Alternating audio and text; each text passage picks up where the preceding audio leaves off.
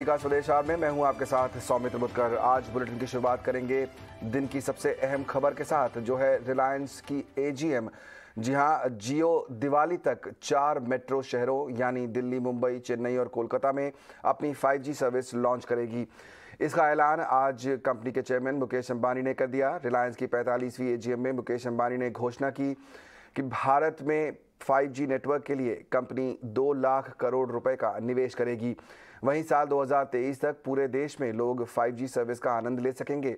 इसके साथ ही इस साल आरआईएल ने एफएमसीजी बिजनेस में भी उतरने की तैयारी की है।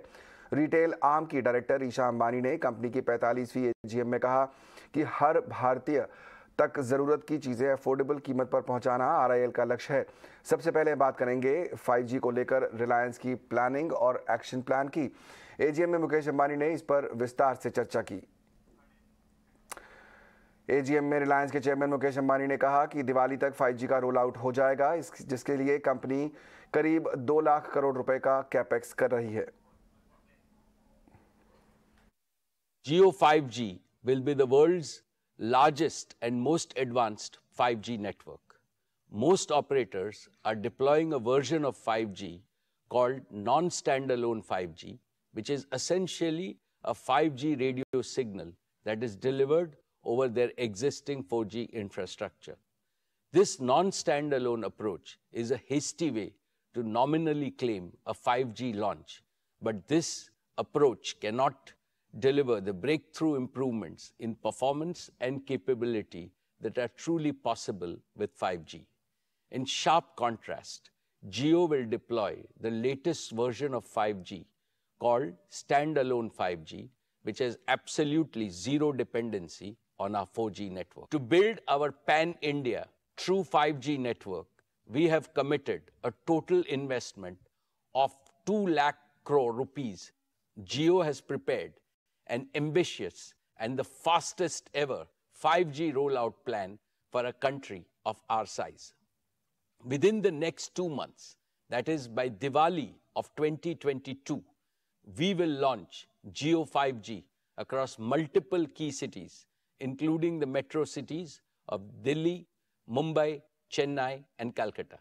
Subsequently, we plan to increase the Jio 5G footprint month after month until by December of 2023, which is less than 18 months from today, to deliver Jio 5G to every town, every taluka, and every tehsil of our country.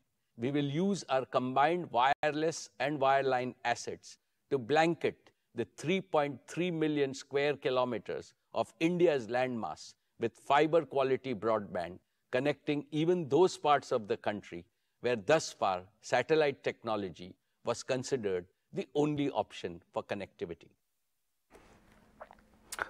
और RIL की AGM की पूरी detail के साथ मेरे सहयोगी सौमित सरकार मेरे साथ अब जुड़ रहे हैं। बताइए सौमित, और कौन कौन सी बड़ी बातें कही गई हैं आज आरआईएल की एजीएम में?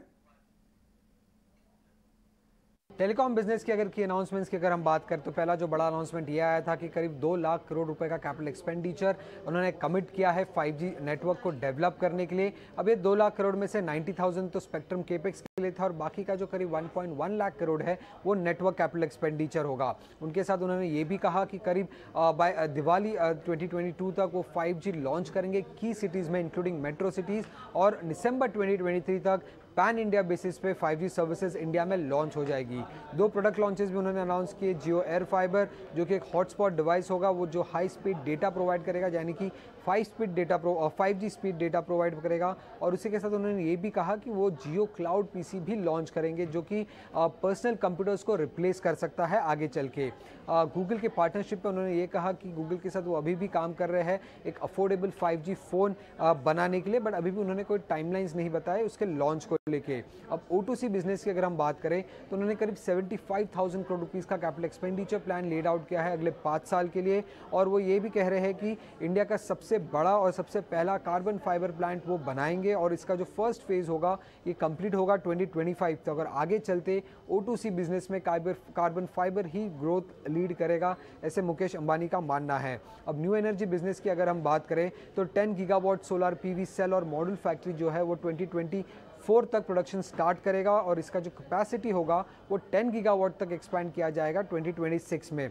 अब बैटरी पैक्स की अगर हम बात करें तो वो 2023 में प्रोडक्शन स्टार्ट करेंगे और उसको स्केल अप कर देंगे 5 गीगावाट तक 2024 तक और 50 गीगावाट तक स्केल अप होने की एक्सपेक्टेशंस है 2027 तक।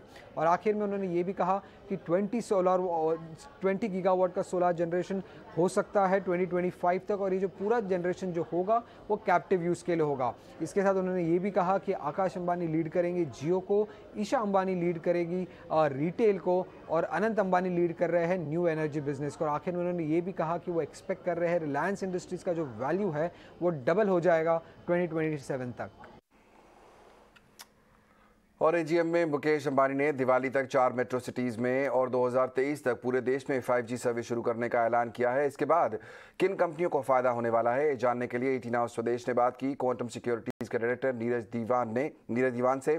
आइए सुनते हैं उन्होंने क्या कहा। बेसिकली जो केपेक्स की बात कर रहे हैं, उन्होंने जैसे एक एग्रेसिव प्लान बोला है कि दिवाली तक ही वो 4 बड़ी सिटीज में शुरू कर देंगे और 2023 दिसंबर तक पैन इंडिया कर देंगे। तो जिस तरह की उन्होंने बोला है कि वो एक फिक्स्ड ब्रॉडबैंड में भी काफी ज्यादा उनको है कि स्कोप है, जहाँ पेनिट्रेशन बहुत बढ़ सकती है, पेनिट्रेशन बहुत कम है। तो एक लास्ट माइल कनेक्टिविटी जो एक नेटवर्क पूरा बनाना होगा, तो उसमें ऑप्टी फाइबर की जो कंट्रीब्यूशन होगी और जो कंपनीज हैं जो ये कनेक्टिविटी में हेल्प करेंगे, जिनको कॉन्ट्रैक्ट मिलेंगे, आई थिंक ये ऐसी कंपनीज हैं जिनको काफी इसका एक पार्ट मिल सकता है।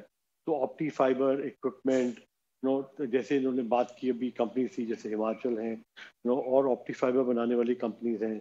एक और कंपनीज है जो लेआउट में हेल्प करती हैं, तेजस है, जैसे विंध्या टेल लिंक है। ये काफ़ी कंपनीज हैं जो इस चीज़ को एक फ़ायदा मिल सकता है इसका, जहाँ ये डिस्ट्रीब्यूट हो सकता है। आई थिंक एक बहुत बड़ा पार्ट उनको भी इसके साथ मिल सकता है।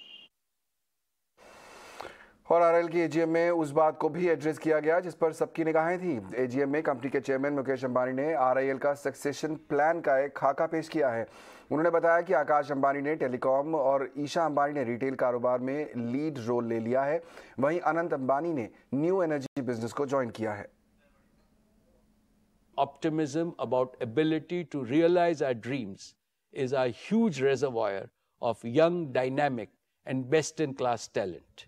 Our next generation leaders are taking over the reins confidently across businesses, verticals, and horizontals.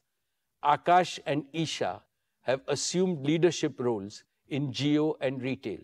They have been passionately involved in our consumer business since its inception.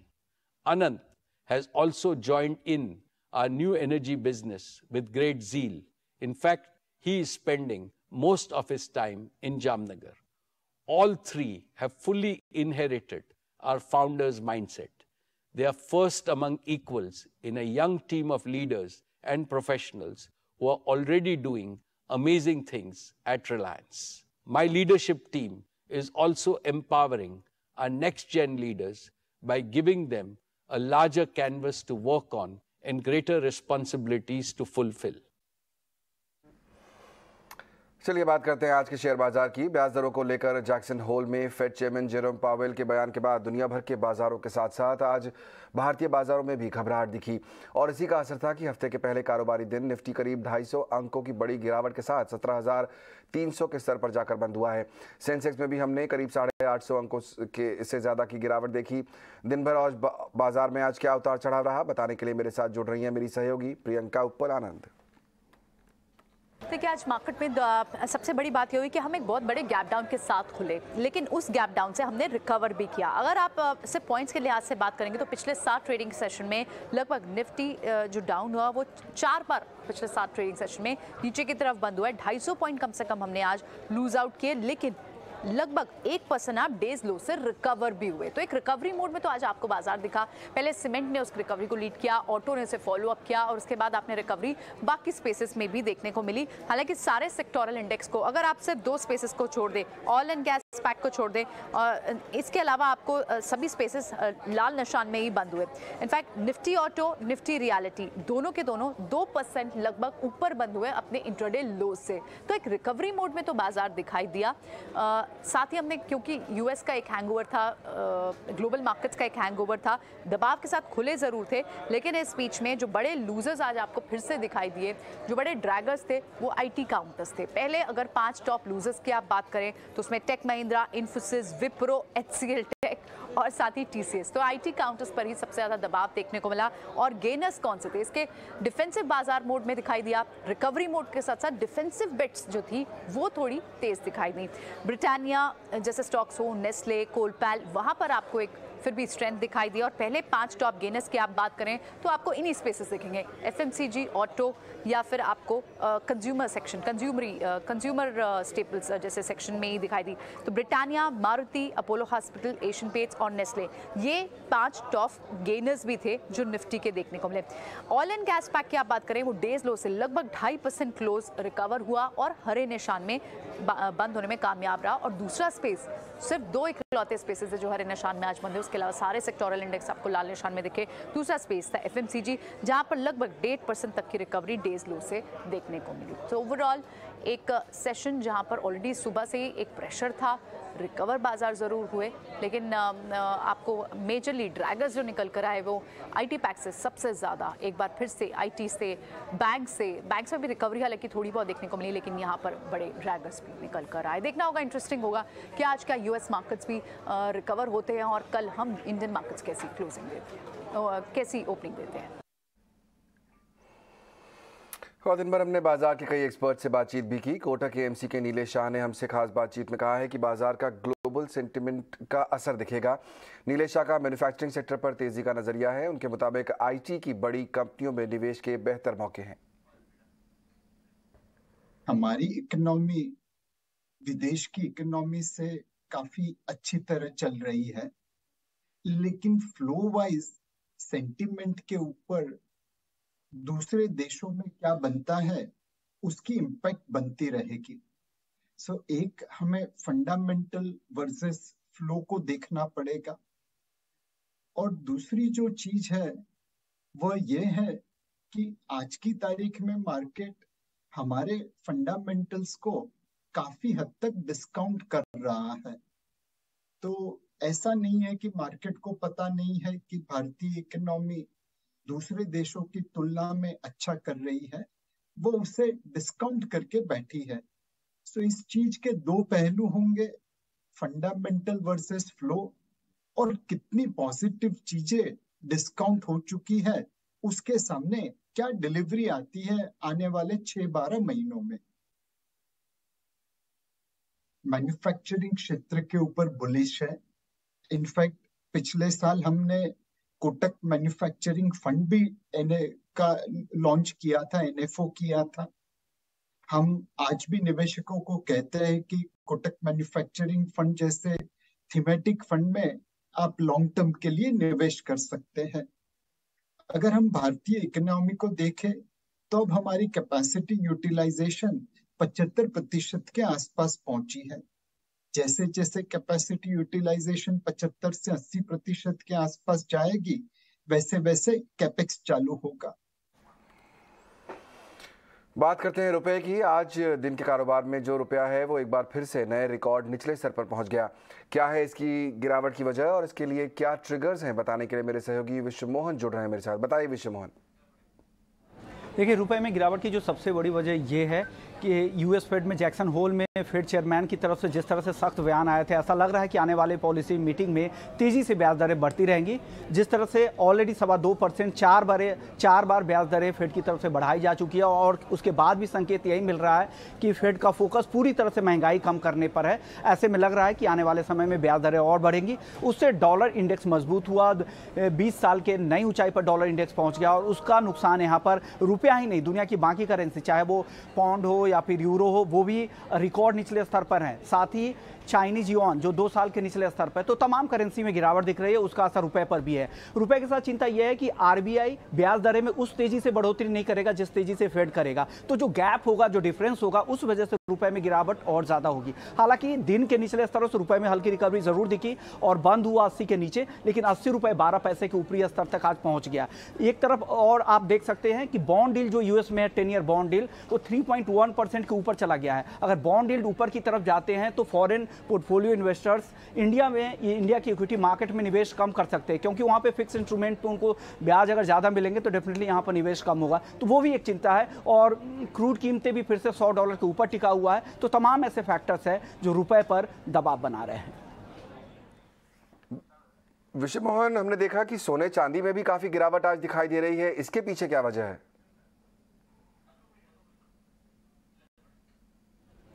बिल्कुल सही कहा आपने, क्योंकि गोल्ड और सिल्वर पर भी दबाव की सबसे बड़ी वजह यही है कि फेड चेयरमैन का बयान, उनको लग रहा है कि ब्याज दरें मजबूत होंगी। ब्याज दरें जब मजबूत होती है तो बॉन्ड यील्ड ऊपर की तरफ जाते हैं, बॉन्ड यील्ड में फिक्स ब्याज मिलता है आपको, तो कोई भी नॉन पेइंग इंस्ट्रूमेंट, यानी गोल्ड में कोई आपको ब्याज मिलता नहीं है, तो नॉन पेइंग फिक्स इंस्ट्रूमेंट में कोई भी पैसा नहीं लगाना चाह रहा है, जब ऑलरेडी आपको बॉन्ड में बेहतर यील्ड वहां पर मिल रहा है। तो यही वजह है कि इससे इनवर्स रिलेशन होता है, विपरीत चाल गोल्ड और सिल्वर चलता है। तो यही वजह है कि इंटरनेशनल मार्केट में भी गिरावट है और यहाँ डोमेस्टिक मार्केट में भी गोल्ड सिल्वर में आज काफी गिरावट दिख रही है। और पूरी तरह से फेड चेयरमैन की बातों से संकेत साफ लग रहा है कि आने वाली जो पॉलिसी मीट होगी, अगली 1-2 पॉलिसी बैठक होगी, सितंबर या उसके बाद वाली जो भी बैठक होगी, उसमें ब्याज दरें आधे से 3/4% फिर से बढ़ेंगी और तेजी से ब्याज दरें ऊपर की ओर जा सकती है, और उसी का दबाव बुलियन मार्केट पर यहाँ पर देखने को मिल रहा है।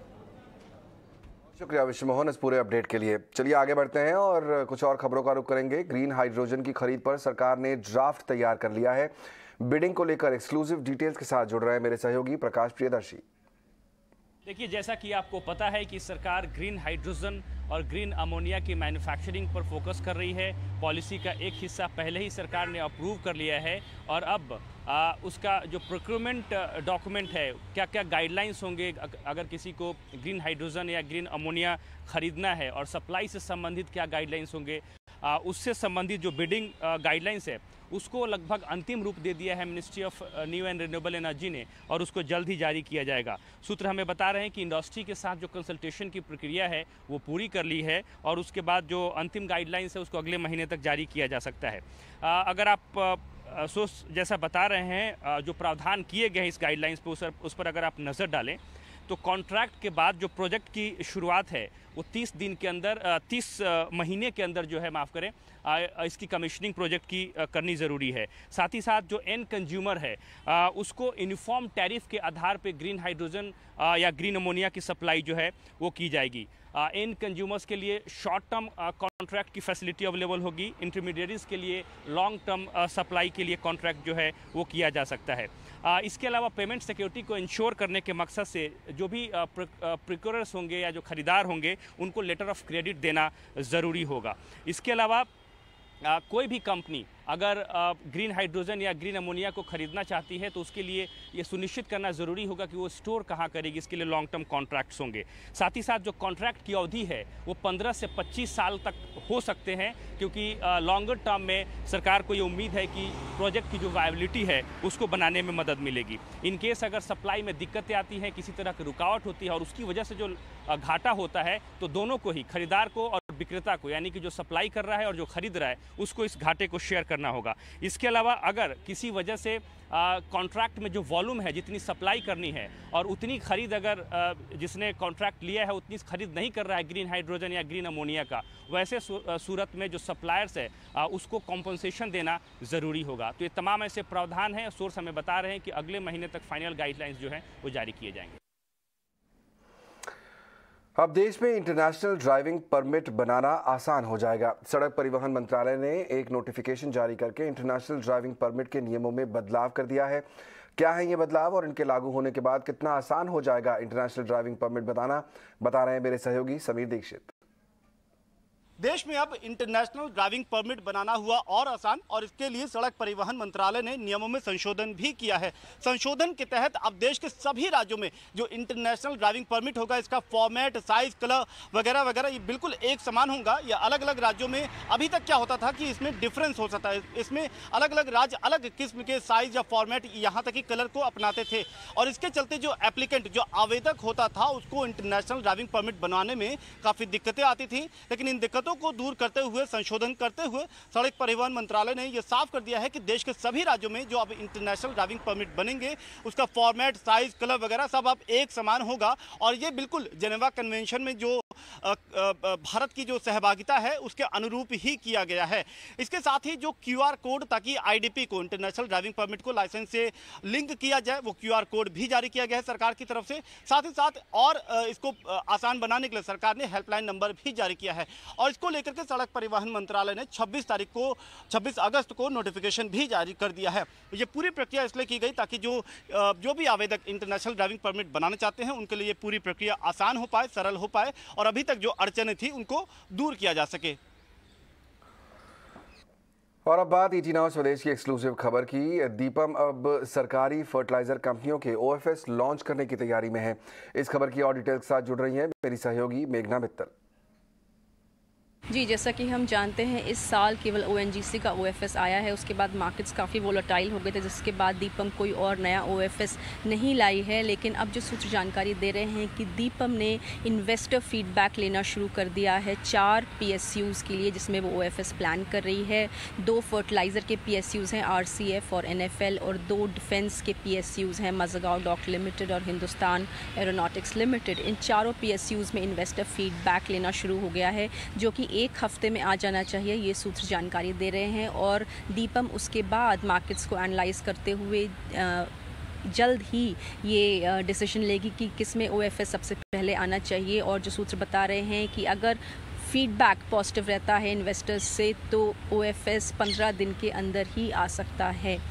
तो ये एक बड़ा इम्पॉर्टेंट OFS होगा दीपम के लिए, क्योंकि हम जानते हैं ₹65,000 करोड़ का टारगेट है इस साल दीपम के लिए, काफ़ी बड़ा टारगेट है। और इस साल ज़्यादा बड़े ट्रांजैक्शन नहीं कर पाई है दीपम, तो ये थोड़े OFS भी थोड़ा हेल्प करेंगे दीपम को अपना टारगेट पूरा करने के लिए। तो ये देखना रहेगा अगले हफ्ते तक, जब इन्वेस्टर फीडबैक आ जाते हैं मार्केट्स एनालाइज करने के बाद, दीपम कितनी जल्दी इन चारों PSUs में OFS प्लान करती है, जो कि बहुत ही जल्द हो सकता है, जो सूत्र बता रहे हैं। और अब बात उस खबर की जो ग्राहकों को बैंक फ्रॉड से बचाने के लिए एक छोटी सी पहल है, लेकिन अगर इसको आपने ध्यान दिया तो आप समझ जाएंगे कि इसके कितने फायदे हैं। तो शायद ही आप कभी बैंक के धोखे के शिकार होंगे। पेश है इसी पर हमारा स्वदेश विशेष।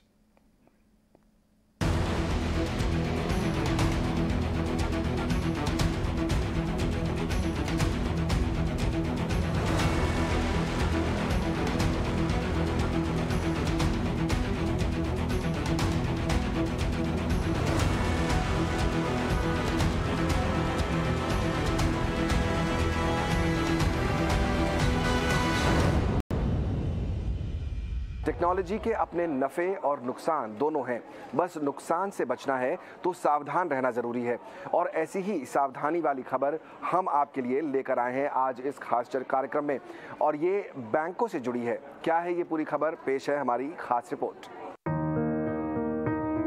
अगर कभी आप ऑनलाइन फ्रॉड के शिकार हुए हों तो समझ सकते हैं कि अपने पैसे को पाने में कितने पचड़े होते हैं। लेकिन अब इस मामले में RBI ने एक बड़ा फैसला लिया है और कहा है कि ऑनलाइन फ्रॉड के मामले में अगर बैंक और कस्टमर दोनों की गलती नहीं है तो फिर भी फ्रॉड के मामले की पूरी जिम्मेदारी बैंक की होगी। हालांकि 3 दिन के अंदर फ्रॉड की जानकारी बैंक को देना जरूरी है। If the fault is that of the bank for a compromise which has happened in the account of the customer, then even if the customer has not informed the bank, the entire liability is that of the bank. If on the other hand the fault is neither of the bank nor of the customer and a fraud has happened, a bank's customer's account has been compromised, if the customer has informed the bank, then within 3 days, then the entire liability is that of the bank. I'll repeat again, If the fault is not of the customer, fault is also not of the bank, and the customer has informed the bank within 3 days, then also the entire liability is that of the bank. So there is a zero liability in these two instances. और अगर banking fraud के मामले में गलती customer की है तो ऐसे मामले में रिफंड नहीं मिलेगा।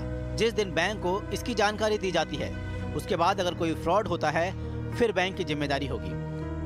और इसके लिए आरबीआई ने पूर्व आरबीआई गवर्नर बीपी कानूनगो की अध्यक्षता में एक हाई लेवल कमेटी का गठन किया है। एक हम फ्रॉड रजिस्ट्री के बारे को बनाने का सोच रहे हैं, जिसमें कि जो लोग जिस आईपी एड्रेस से, जिस फ़ोन नंबर से, जिस और किसी एड्रेस से बार बार फ्रॉड्स कर रहे हैं, उसकी एक रजिस्ट्री रिपोर्टिंग मैकेनिज्म बनाया जाए ताकि सारे बैंक ये डिटेल जो है फ्रॉडस्टर्स के हमें रिपोर्ट कर सकें। बहरहाल बैंकिंग फ्रॉड के मामले में सभी बैंकों के लिए एक कॉमन फ्रॉड रजिस्ट्री बुक बनाना होगा। वहीं फिनटेक कंपनियों पर भी इस फैसले का असर दिखेगा। अगर फिनटेक का टाई अप बैंक या रेगुलेटेड संस्थाओं के साथ है तो वो रिड्रेसल के दायरे में आएंगे। आजकल फिनटेक कंपनीज और आरबीआई की रेगुलेटेड एंटिटीज जैसे बैंक्स हैं, नॉन बैंकिंग फाइनेंशियल कंपनीज हैं या पेमेंट सिस्टम प्रोवाइडर्स हैं, वो इन फिनटेक कंपनीज के साथ में कोलैबोरेट करके बहुत सारी सुविधाएं अपने कस्टमर्स को दे रहे हैं। तो जहाँ पे भी कोई रेगुलेटेड एंटिटी कोलैबोरेशन में काम करती है तो सारी जिम्मेवारी वो रेगुलेटेड एंटिटी जिम्मेदार होगी और ग्रीवेंस रिड्रेसल मैकेनिज्म उसी तरह से काम करेगा अगर वो डायरेक्टली वो सर्विस को प्रोवाइड कर रहे होते हैं। वैसे सबसे अहम बात यह है कि आरबीआई बैंक फ्रॉड के मामले में ग्रामीण लोगों को जागरूक करने पर जोर देगा, क्योंकि बैंकिंग फ्रॉड की सबसे ज्यादा शिकायतें मेट्रो शहरों से आ रही है, जबकि रूरल इंडिया से रिपोर्टिंग बेहद कम है। इलेक्ट्रॉनिक ट्रांजैक्शन से जुड़ी हुई फ्रॉड के 39% मामले आते हैं। ईटी नाउ स्वदेश।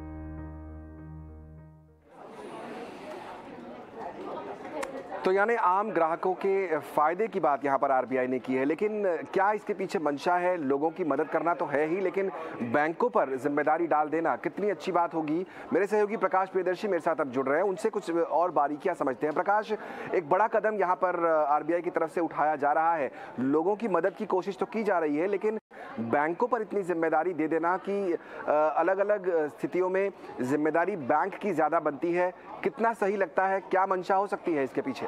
देखिए, आरबीआई का प्रयास ये है कि बैंकिंग फ्रॉड हो रहे हैं उसके लिए अकाउंटेबिलिटी तय की जाए, सिस्टम को इतना ज़्यादा मजबूत किया जाए कि घटनाएं कम से कम हो। साथ ही साथ कस्टमर्स को भी जागरूक किया जाए और इस बात को लेकर भी एक क्लियर रोड मैप तैयार किया जाए कि बैंक सिर्फ इस बात से अपनी जवाबदेही से नहीं मुकर सकते कि कस्टमर की गलती थी या कस्टमर ने ओटीपी किसी के साथ शेयर कर दिया। इससे बैंकों की जवाबदेही ख़त्म नहीं होती। पूरा का पूरा क्लियर सिस्टम है कि अगर ये इस्टेब्लिश होता है कि कस्टमर की गलती है तो फिर बैंक को कोई रिफंड नहीं देना है, ये क्लियर है, इसमें बैंक की कोई जवाबदेही नहीं है। लेकिन जिस दिन कस्टमर ने फ्रॉड की जानकारी बैंक को दे दी, उस दिन के बाद अगर फ्रॉड होता है तो ये बैंक की जवाबदेही होगी, बैंक की जिम्मेदारी होगी। तो जाहिर तौर पे बैंक को और उसके सिस्टम को, उसके नेटवर्क को ज़्यादा स्ट्रांग बनाने के मकसद से आरबीआई ये फैसले ले रहा है। इसके अलावा अगर ऐसी स्थिति आती है कि बैंक की भी जवाबदेही है और कस्टमर की भी जवाबदेही है, उस सूरत में अगर फ्रॉड की घटना होती है तो बैंक को जिम्मेदारी लेनी होगी और रिफंड कस्टमर को देना होगा। अब आप कहेंगे कि इसमें बैंक की जवाबदेही क्यों? क्योंकि अगर कस्टमर ने भी गलती की है तो सिर्फ बैंक ही क्यों भुगते? तो इसके लिए एक सिस्टम है। सिस्टम ये है कि अगर फ्रॉड की सूरत में जो रकम कस्टमर को दिया जाएगा तो ऐसा नहीं है कि बैंक को अपनी जेब से दे रहा है, उसके लिए ऑलरेडी एक इंश्योरेंस हुआ है कि फ्रॉड की सूरत में बैंक ये रकम कस्टमर को दे सकता है, उसने कवर लिया हुआ है, लिहाजा बैंक को अपनी जेब से नहीं देना है। दूसरी स्थिति ऐसी बनती है कि अगर कस्टमर की गलती नहीं है और फिर फ्रॉड हो जाता है, बैंकिंग सिस्टम के जरिए फ्रॉड होता है, बैंक ने ओटीपी शेयर कर दिया ऐसे सिस्टम पे जहाँ पे जो कि मोबाइल नंबर रजिस्टर्ड नहीं है या कोई दूसरी वजह हो सकती है, वैसी सूरत में बैंक को जवाबदेह ठहराया जाएगा। तो पूरा मकसद ये है कि जो मौजूदा सिस्टम है उसको ज़्यादा मजबूत किया जाए, बैंकों की जवाबदेही तय की जाए। थर्ड पार्टी सर्विस अगर जैसे मान लीजिए ग्रीवांस रिड्रेसल सिस्टम है, ग्रीवांस रिड्रेसल के काम किसी बैंक ने थर्ड एजेंसी के थ्रू एजेंसी को हायर किया हुआ है और उसके जरिए वो करवा रहे हैं, वैसी सूरत में बैंक ये कहकर नहीं बच सकता कि उसने ये सर्विस किसी और को दिया हुआ है, तो जिम्मेदारी बैंक को ही लेनी पड़ेगी। तो कहने का मतलब ये है कि कस्टमर के जो राइट्स हैं वो प्रोटेक्ट हो, सिस्टम मजबूत हो, बैंक अपनी जवाबदेही से पीछे ना हटे और ज़्यादा से ज़्यादा कस्टमर्स को इस बात के लिए जागरूक किया जाए कि फ्रॉड की सूरत हाल में उनको क्या करना चाहिए और क्या क्या ऐसे कदम उठाए जाएं ताकि बैंकिंग फ्रॉड पर रोक लगाई जा सके। ये मकसद है और उसके जरिए तमाम प्रयास किए जा रहे हैं। बिल्कुल, तो कोशिश यहाँ पर अच्छी है और जाहिर तौर पर लोगों की, आम कस्टमर की जो है मदद करने की कोशिश की जा रही है। मेरे साथ एक और ख़ास मेहमान जुड़ रहे हैं हमारे साथ, पीएनबी के पूर्व ईडी राम संगापुरे साहब मेरे साथ जुड़ रहे हैं। संगापुरे साहब, जिस तरह के कदम यहाँ पर आरबीआई ने उठाए हैं, कोशिश की जा रही है कि कस्टमर को मदद की जाए ताकि उनका जो है इन फ्रॉड केसेस में ज़्यादा नुकसान न हो, लेकिन जैसा कि मेरे सहयोगी प्रकाश भी बता रहे हैं कि बैंकों के ऊपर भी जिम्मेदारी काफ़ी हद तक बढ़ा दी गई है।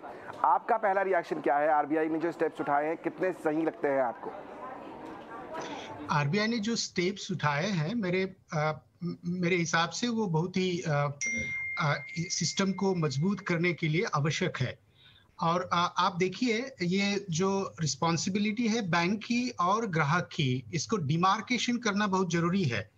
जैसे कि कौन से एरियाज में अगर फ्रॉड हो गया है और उसमें किस व्यक्ति का दोष है, ये एक बार तय हो जाए, कमिटी अगर वो इसको डिमार्क कर दिया जाए, तो इसके बाद उसका रिस्पॉन्सिबिलिटी बैंक पे या कस्टमर पे है, ये तय करना बिल्कुल आसान हो जाएगा। अभी क्या हो रहा है, जब भी फ्रॉड होता है उसमें ऐसे ग्रे एरियाज है जिसकी वजह से ये डिमार्केशन करना बहुत मुश्किल हो रहा है। बैंक बोलती है ये कस्टमर का मिस्टेक है, कस्टमर बोलता है ये बैंक का मिस्टेक है। क्लियर डिमार्केशन अगर कमिटी कर देती है कि इस एरिया में अगर फ्रॉड हुआ तो ये बैंक की रिस्पॉन्सिबिलिटी है, इस एरिया में फ्रॉड हुआ तो ये कस्टमर की रिस्पॉन्सिबिलिटी है, ऐसा अगर क्लियर डिमार्केशन हो तो डिस्प्यूट कम हो सकते हैं। और बैंक के अगर रिस्पॉन्स जहां ग्रे एरियाज है उसमें शायद बैंक पर रिस्पॉन्सिबिलिटी आरबीआई देना चाहती है, ताकि बैंक थोड़ा अगर नुकसान भी हुआ तो वो बियर करने के पोजीशन में रह सकती है। इसलिए रिजर्व बैंक ऑफ इंडिया का यह इंटेंशन है कि अगर कहीं पे ग्रे एरिया है जिसमें डिमार्केशन करना बहुत ही मुश्किल हो रहा है, ऐसा लगता है कि इसमें बैंक का भी थोड़ा सा गलती हो चुकी है या कस्टमर की भी थोड़ी गलती हो चुकी है, तो इसकी पूरी रिस्पॉन्सिबिलिटी बैंक पे देने का विचार रिजर्व बैंक ऑफ इंडिया कर रही है, ताकि वो अगर छोटा सा भी नुकसान हो या बड़ा भी नुकसान हो तो बैंक वो बियर करने की स्थिति में है, ऐसा रेगुलेटर को लगता है। और इस वजह से वो शायद ये डिमार्केशन करने की रिस्पॉन्सिबिलिटी कमिटी पर देकर वो चाहते हैं कि बैंक जरा ज्यादा प्रोएक्टिव रोल इसमें प्ले करे, ताकि डिजिटाइजेशन का इंडिया में ज्यादा विकास हो और सभी इकोनॉमिक सिस्टम्स और बैंकिंग सिस्टम्स प्रॉपरली फंक्शन करें।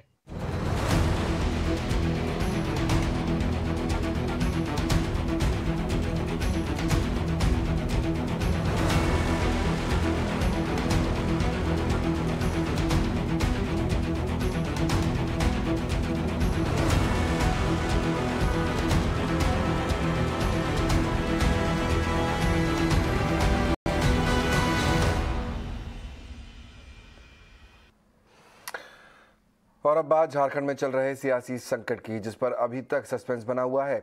सारी निगाहें राज्यपाल पर हैं, जिनमें उन्हें सीएम हेमंत सोरेन की विधायकी पर फैसला लेना है। खबरों के मुताबिक आज वो इस पर फैसला ले सकते हैं, हालांकि इसकी कोई आधिकारिक जानकारी नहीं आई है। वहीं दूसरी तरफ जेएमएम विधायकी को लेकर फैसले में हो रही देरी के पीछे बीजेपी पर निशाना साध रही है। जेएमएम का आरोप है कि मामले को लटकाकर बीजेपी के लिए हॉर्स ट्रेडिंग का माहौल बनाया जा रहा है। आज तो हमारा उम्मीद क्या, हम तो इंतजार में हैं। ये स्थिति तो उत्पन्न के विषय में मुझे लगता है ज्यादा अच्छे तरीके से राजभवन ही बता पाएगा। गुलाम नबी आज़ाद ने अपने इस्तीफे के बाद एक बार फिर कांग्रेस पर तीखा हमला बोला है। उन्होंने कहा है कि कांग्रेस अनपढ़ों की जमात से भरी पड़ी है। आज़ाद ने कहा कि उन्हें कांग्रेस छोड़ने के लिए मजबूर किया गया है।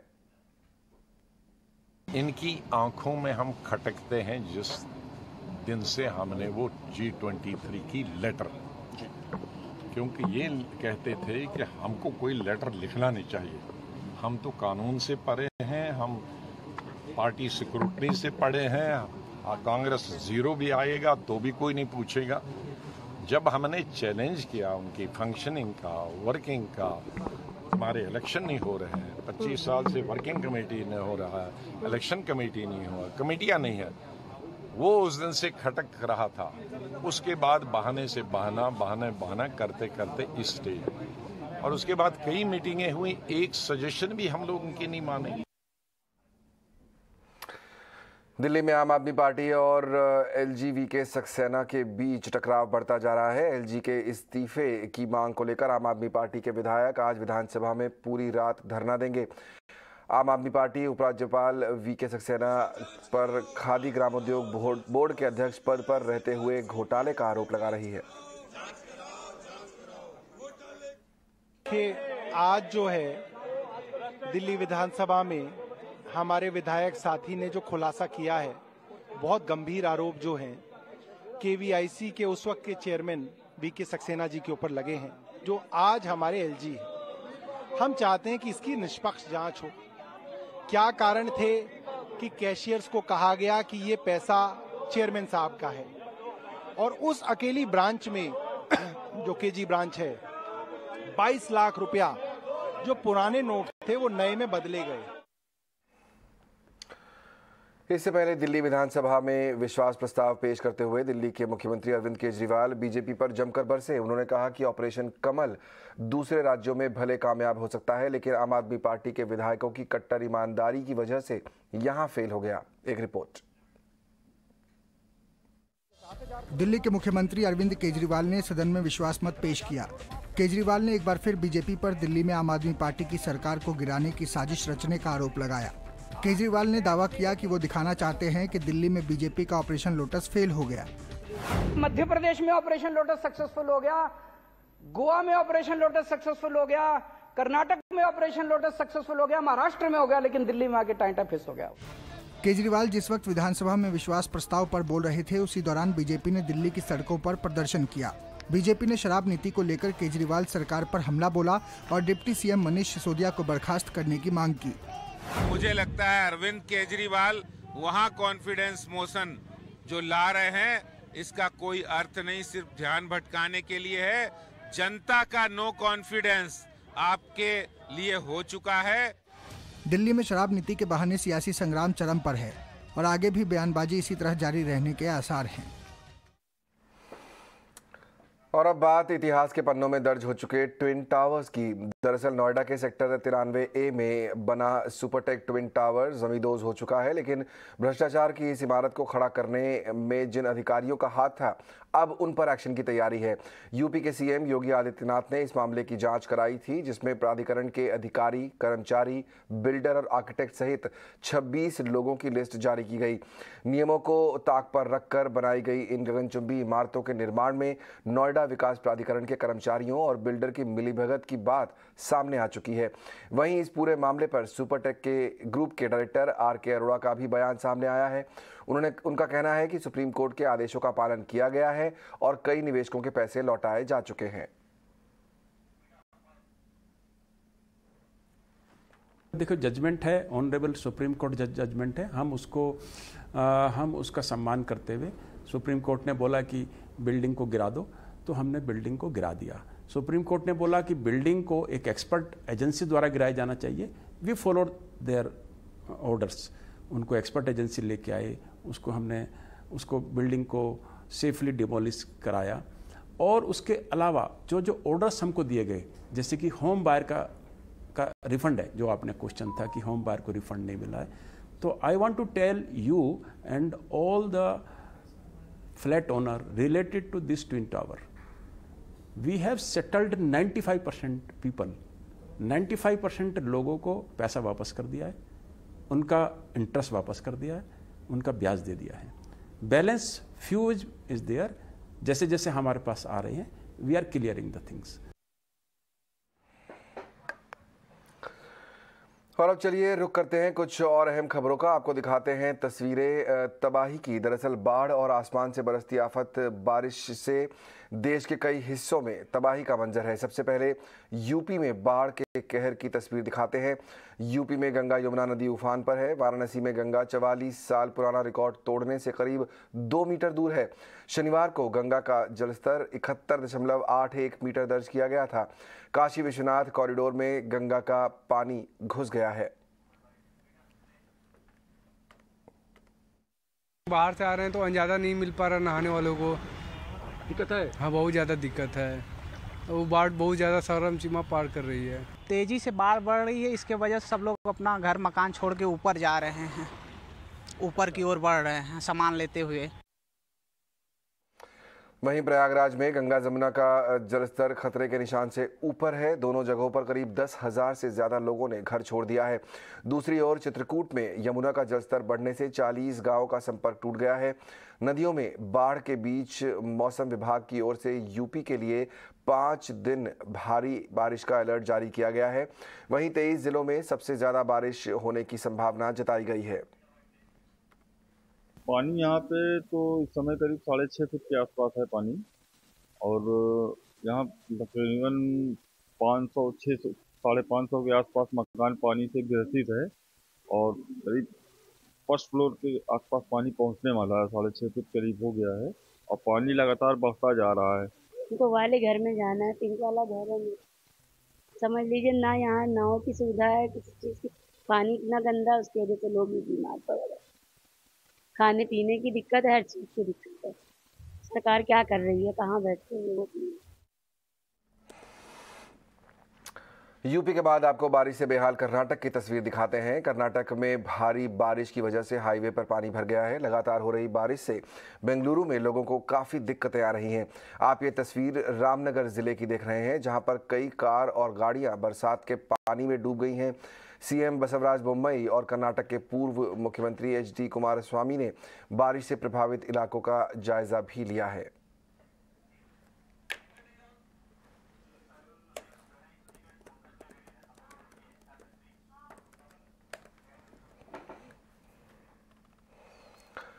और अब बात गणपति बप्पा की, जिनके स्वागत की तैयारी में जोर शोर से मुंबई और सारा देश तैयार हो रहा है।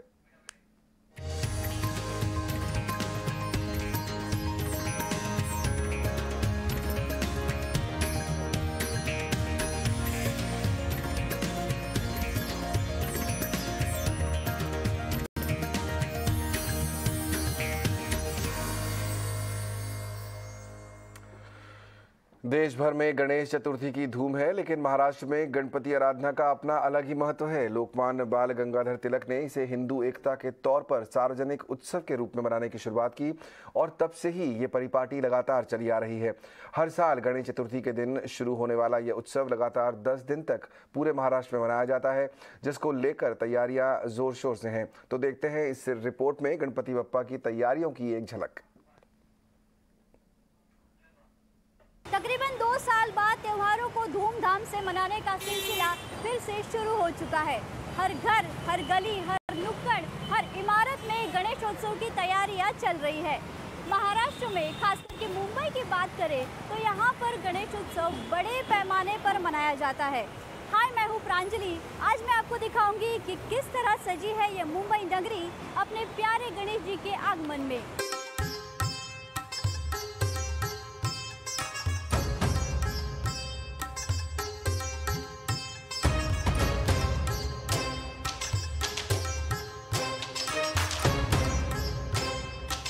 भाद्रपद महीने की शुक्ल पक्ष की चतुर्थी पर गणेशोत्सव की शुरुआत होती है। इस साल 31 अगस्त को गणेशोत्सव की शुरुआत हो रही है। इतिहास की अगर बात करें तो छत्रपति शिवाजी महाराज और पेशवा के काल से ही गणेश पूजन घरों घरों में किया जाता था, लेकिन इसे सामाजिक रूप मिला लोकमान्य बाल गंगाधर तिलक की वजह से। उन्होंने अपने अखबार केसरी से लोगों को स्वतंत्रता संग्राम के लिए एकजुट होने का आह्वान किया, और वहीं से शुरू हुआ सार्वजनिक गणेश उत्सव। सबसे पहला सार्वजनिक गणेश उत्सव महाराष्ट्र के पुणे में हुआ, और मुंबई में जिस जगह पे मैं खड़ी हूँ वो है केशवजी नाइक चौल, जहाँ पर मुंबई का सबसे पहला सार्वजनिक गणेश उत्सव शुरू हुआ। लालबाग के राजा की सजावट की अगर हम बात करें तो यहाँ पर हर साल अनोखी और आकर्षक थीम पर आधारित सजावट की जाती है। आप देख सकते हैं कि यहाँ पे जो महाद्वार है, जो महाप्रवेश द्वार है, वहाँ पर अयोध्या का राम मंदिर साकारा गया है। वहीं अंदर पंडाल में जहाँ पर बापा विराजमान होंगे, वहाँ पर अयोध्या का गुंबद साकारा जाएगा।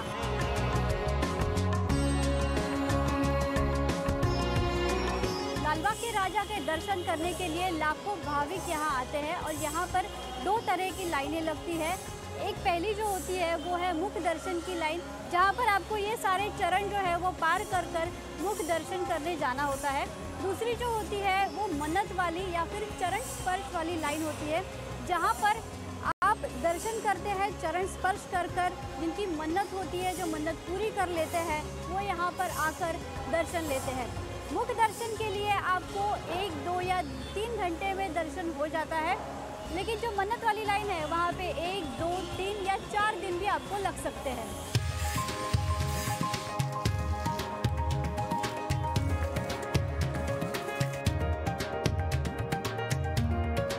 मन्नतों को पूरा करने वाले बापा यानी कि लालबाग के राजा के पंडाल में मैं फिलहाल हूँ। लालबाग के राजा के दर्शन करने के लिए देश से ही नहीं बल्कि विदेश से भी लोग यहाँ आते हैं। हर साल यहाँ पर थीम बेस्ड डेकोरेशन होता है। इस साल का डेकोरेशन जो है वो अयोध्या का श्री राम मंदिर यहाँ पर साकार किया जाएगा और उसे साकारा गया है प्रसिद्ध कला दिग्दर्शक नितिन चंद्रकांत देसाई ने।